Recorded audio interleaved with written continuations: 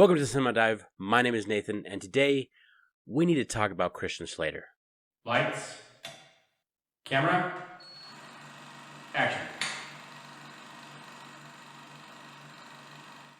These are videos I plan on doing every so often, kind of more deep dive into actors and actresses, because I think the more we understand what actors and actresses have been through in their life and the decisions they made in their past, tell us why they've chosen to do the movies they do or do the project that they do. With that being said, let's talk about Christian Michael Leonard Slater, more popularly just known as Christian Slater. Showtime. Some people may not even recognize his name depending on your age. However, he has become pretty popular for his portrayal of Mr. Robot in the television series Mr. Robot, next to Rami Malek. But we got to go back further. We got to realize that he was part of a showbiz family with a producer mother and an actor father, and was thrown into acting as early as the age of 9. Now, all this was just short appearances on movies or television, and a lot of different commercials, including a Star Wars toy commercial. Bet you know what this is. It's the Darth Vader collector's case from the Star Wars The Empire Strikes Back collection. But after these few TV appearances, he finally actually landed a short-lived role on a very popular soap opera called Ryan's Hope, who his father, Michael Hawkins, was actually a mainstay on for quite a long time. Just like many actors, he is based out of New York, where obviously Broadway and theater is a huge deal, and he did do a lot of theater acting, even working in The Music Man alongside Dick Van Dyke. Then after a couple TV movies and some other smaller films, he landed a role on a movie called Heathers next to Winona Ryder.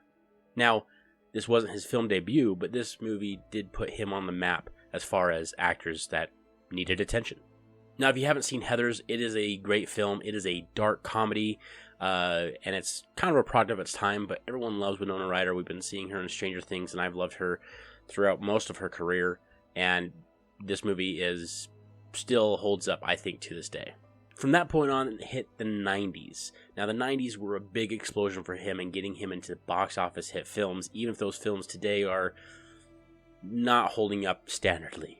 In fact, one of the biggest box office hits he's been in that he landed in 1991 was, of course, Robin Hood, Prince of Thieves, where he acted alongside Kevin Costner, Morgan Freeman, and Alan Rickman. An all-star cast, however, the movie has its flaws. And we're going to hop into that on another video because I do plan on doing that movie eventually. Go neck at 500 gold pieces. I say we take him in. But you can't deny it was a huge box office hit for a budget under $50 million and making nearly $400 million at the box office. It was phenomenal. Even though Slater himself was nominated for a Razzie Award for this film. If you don't know what a Razzie Award is, it's an award they give out for bad actors. But then coming off of that, in 93, he was nominated for Best Actor for his movie True Romance. So kind of making up for the whole Razzie Award.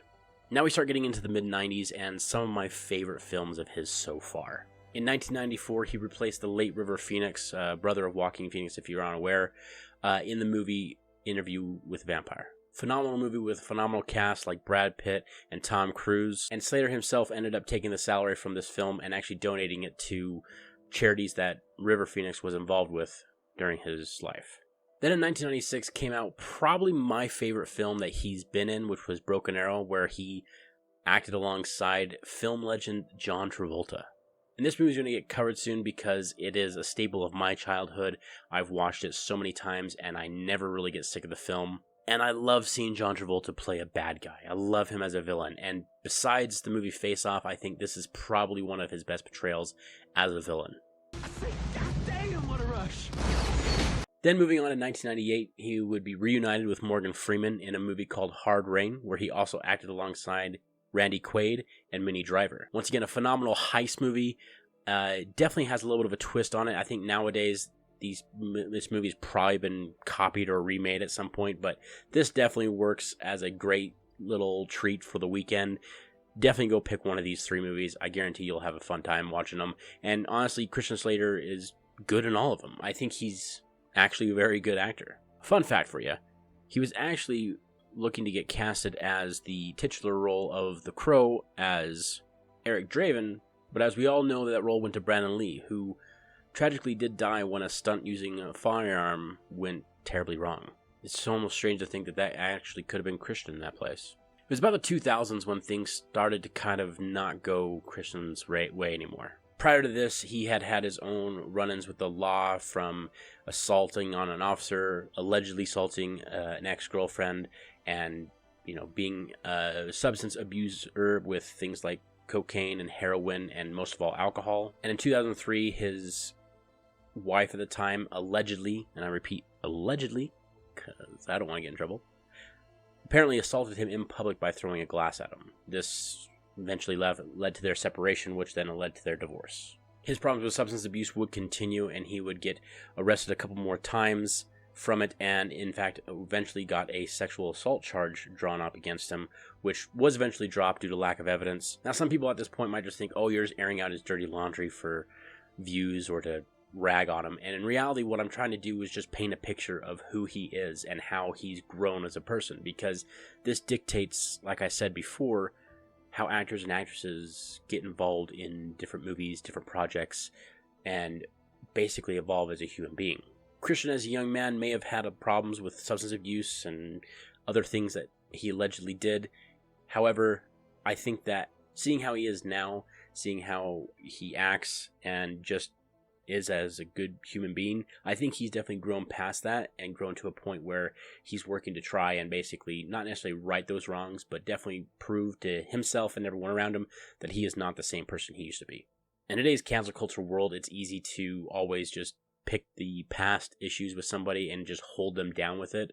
But if you don't give them the motivation to change, then why would they ever change?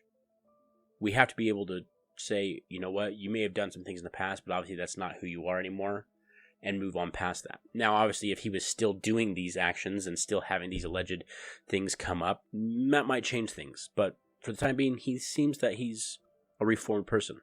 Now, as I said before, he comes from a showbiz family, which, if you know anything about showbiz families, there are usually some unique qualities to these kinds of people. They might be quirky, they might be just your average Joes, and sometimes they might just be an actual nightmare for each other to live around. In fact, we've seen documentaries of famous kids who grew up with famous parents who, had terrible situations.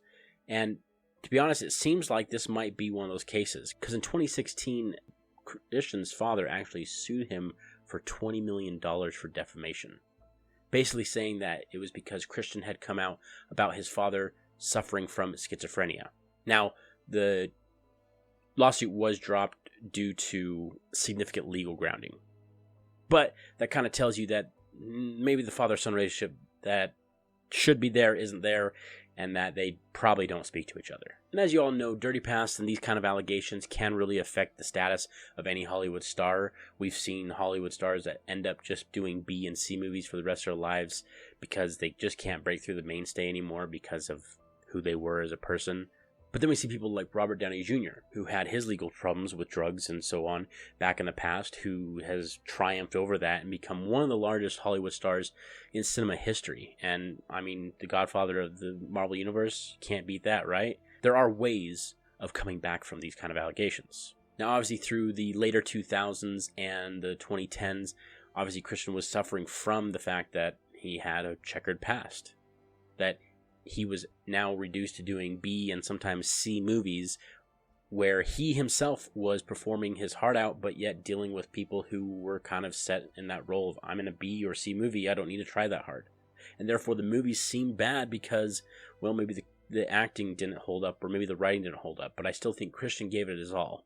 But then, of course, he got his revival when he was the last person to be cast for the television series Mr. Robot. And of course, he would get the titular role of Mr. Robot. Now, when Mr. Robot first came out, I actually started watching it along with everyone else. I watched the first 2 seasons before I kind of stepped back from it. I wasn't necessarily saying, oh, I don't want to watch it anymore. Life gets in the way and you end up missing a bunch. But it's now all on Amazon, so I'm probably going to catch up on it. And if you haven't seen it, I recommend it. I really enjoyed the first 2 seasons that I watched, and I thought that both Rami Malek and Christian Slater were outstanding performances. In fact, Rami is probably going to be another actor that I'll do one of these showcases on, because he kind of came out of nowhere and just blew up as far as an amazing actor.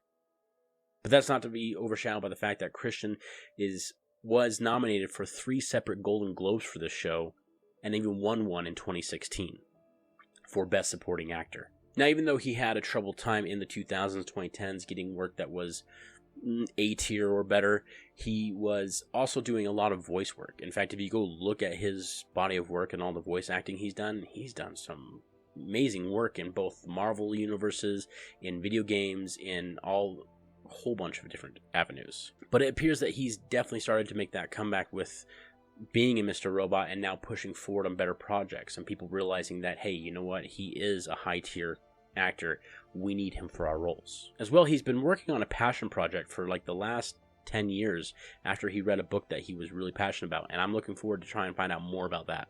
Now, some people don't like his acting style. Some people say, oh, he's just playing himself in another movie, and I would actually disagree with that. Now, I've seen interviews of Christian Slater and I've seen how he acts, and I do see the difference in between those. Now, granted, he may not be pulling out some of the stops like some of these really method actors that we have nowadays who will go through body transformations and, you know, completely alter their own personality to fit the role. But he himself has a unique style of acting. You see it and you just feel that this is him, where you still get the passion and the full ambiance of what he's trying to portray. And I mean, he's acted alongside some of the greatest actors in Hollywood. We've discussed he's been working with Morgan Freeman, he's worked with Alan Rickman, and he's even worked with Sean Connery.